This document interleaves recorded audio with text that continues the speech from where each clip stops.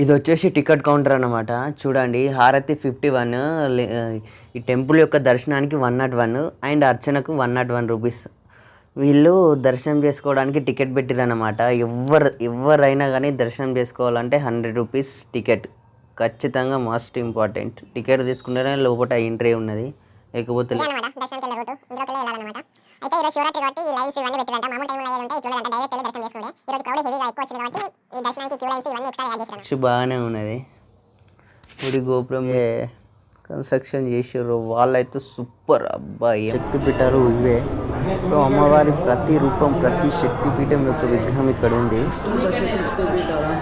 చూడండి ప్రతి ఒక్క రూపాన్ని, ప్రతి ఒక్క విగ్రహాన్ని ఇక్కడ ప్రతిష్ఠించడం జరిగింది.